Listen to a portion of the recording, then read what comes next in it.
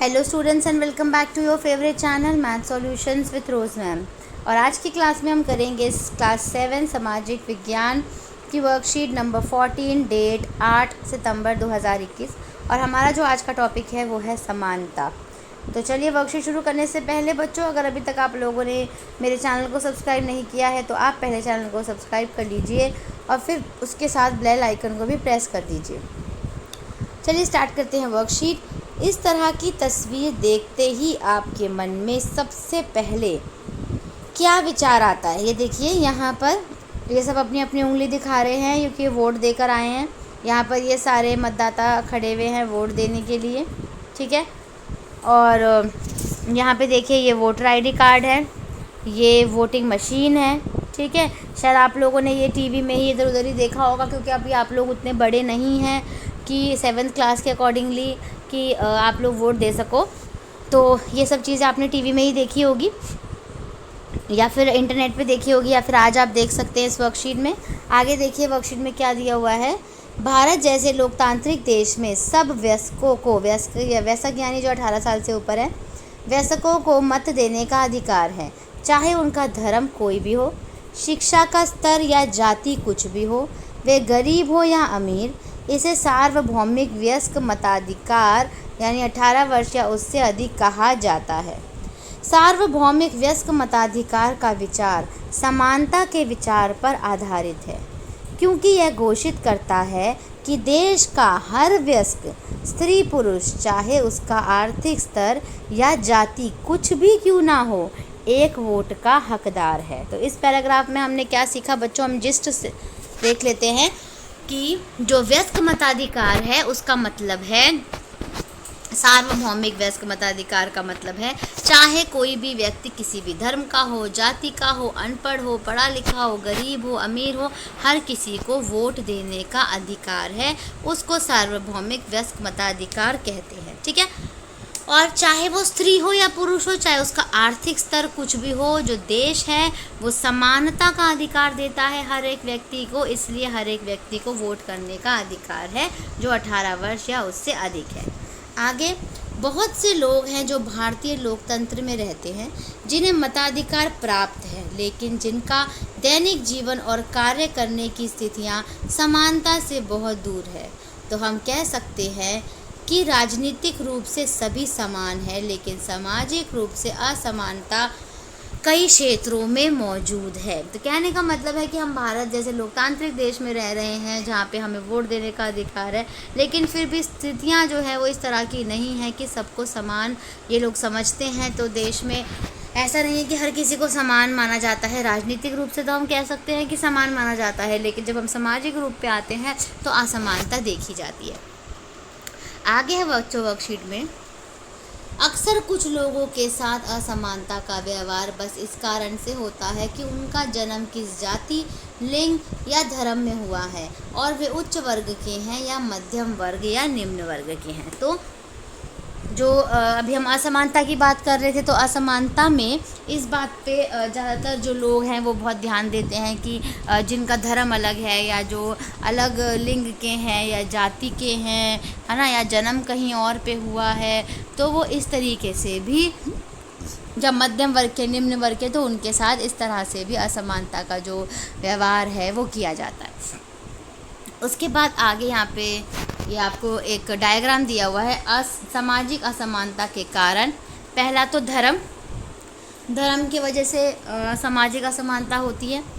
आर्थिक स्थिति, या तो अमीर है या गरीब है, अमीरों को उतना समानता का अधिकार नहीं दिया जाता जितना अमीरों को दिया जाता है। नेक्स्ट है जाति के रूप में भी कोई छोटी जाति का है, निम्न जाति का है, उसके आधार पे भी, और लिंग के आधार पे भी, स्त्री या फिर पुरुष, की स्त्रियों को कई जगह पे उतना समानता का अधिकार नहीं मिलता जितना पुरुषों को मिलता है, ठीक है। आगे देखते हैं वर्कशीट में क्या दिया हुआ है। जब लोगों के साथ असमानता का व्यवहार होता है तो उनकी गरिमा को ठेस पहुंचती है। हर कोई सम्मान और गरिमा का अधिक हकदार है। कहने का मतलब है कि हर किसी को सम्मान का अधिकार है। अगर हम उसको सम्मान नहीं देंगे तो वो उसके सम्मान को ठेस पहुंचती है।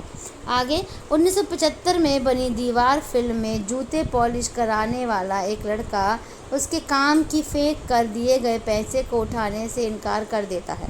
वह मानता है कि उसके काम की भी गरिमा है और उसे उसका भुगतान आदर के साथ किया जाना चाहिए, जो कि एक बहुत ही सही बात कही गई है। कि एक मूवी है, उसमें अमिताभ बच्चन जी की मूवी है, तो उसमें जो अमिताभ बच्चन जी का है इसके अंदर कि वो जब जूता पॉलिश कर रहे होते हैं तो इस पे बात आती है कि वो पैसे फेंक करके देता है उसे इंसान, तो वो कहते हैं कि मैं पैसे फेंक करके नहीं उठाऊंगा, फेंके हुए पैसे मैं नहीं उठाऊंगा। ठीक है, तो ये बहुत बड़ा डायलॉग भी फेमस हुआ था बच्चों, शायद आपको पता होगा। तो वही है कि हर छोटे से छोटे काम की गरिमा है। इसका मतलब ये नहीं है कि वो जूते पॉलिश कर रहा है तो उसको पैसे जो है वो फेंक करके दिए जा सकते हैं, बिल्कुल भी नहीं। वयस्क क्या होता है, ये मेन जो है शब्दावली है, जैसे 18 वर्ष या उससे अधिक आयु का व्यक्ति। समानता क्या होता है, बराबर होने की अवस्था, विशेषता, स्थिति, अधिकार या अवसरों में। गरिमा का मतलब होता है, इसका तात्पर्य अपने आप को और दूसरे व्यक्ति को सम्मान योग्य समझने से है। और चौथा है लोकतंत्र। लोकतंत्र एक सरकार जिसमें लोगों में सर्वोच्च शक्ति निहित होती है और उनके द्वारा प्रत्यक्ष तथा अप्रत्यक्ष रूप से प्रतिनिधित्व की एक प्रणाली के माध्यम से पालन किया जाता है, जिसमें आमतौर पर समय समय पर होने वाले स्वतंत्र चुनाव शामिल होते हैं। तो लोकतंत्र है कि हमारा भारत जो है वो लोकतांत्रिक देश है बच्चों, जिसमें हम सबको वोट देने का अधिकार है। ठीक है, और एक प्रणाली है, उसको ही सबको फॉलो करना पड़ता है, उसका पालन करना पड़ता है, चाहे आप प्रत्यक्ष रूप से करो या अप्रत्यक्ष रूप से प्रतिनिधित्व करो। उसके बाद बच्चों यहाँ पे निम्नलिखित प्रश्नों के उत्तर दीजिए। पहला प्रश्न है, सार्वभौमिक वयस्क मताधिकार को परिभाषित कीजिए। तो देखिए इसका आंसर है, यहाँ पर वर्कशीट में चले गए हम ऊपर की तरफ, यहाँ पे आप इसका आंसर मार्क कर लीजिए। भारत जैसे लोकतांत्रिक देश में सब वयस्कों को मत देने का अधिकार है, चाहे उनका धर्म कोई भी हो, शिक्षा का स्तर या जाति कुछ भी हो, गरीब हो या अमीर, इसे सार्वभौमिक वयस्क मताधिकार कहा जाता है। ठीक है, ये है आपका आंसर नंबर 1। यहाँ से आपको प्रश्न नंबर 1 का जो उत्तर है वो आपको यहाँ से उतारना है। उसके आगे है प्रश्न नंबर 2, क्या आप चुनाव में वोट डाल सकते हैं? यदि नहीं तो क्यों नहीं डाल सकते बच्चों? एक तो ये है कि नहीं डाल सकते। क्यों नहीं डाल सकते? क्योंकि आप 18 साल से आपकी उम्र कम है और वोट उन्हीं को ही डालने दिया जाता है जिनकी 18 साल से उम्र ज़्यादा होती है। तो आप इसको लिख सकते हो कि 18 साल की हमारी उम्र नहीं है, इसलिए हम वोट नहीं डाल सकते, क्योंकि 18 साल के व्यक्ति 18 साल या उससे अधिक जिनकी उम्र होती है उनको ही वोट डालने का अधिकार है। ठीक है, और उसके बाद बच्चों क्रियाकलाप दिया हुआ है, कांता ओम प्रकाश वाल्मीकि और श्रीमती अंसारी की कहानियाँ अपनी पुस्तक से पढ़ें।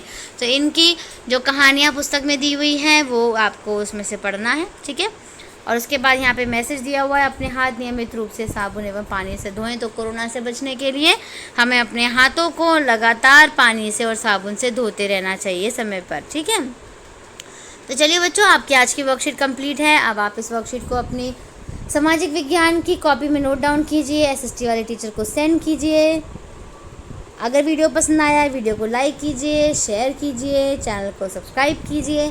Thank you so much students for watching this full video. फिर मिलेंगे नई वीडियो में नई वर्कशीट के साथ। Till then keep watching my channel and keep supporting me.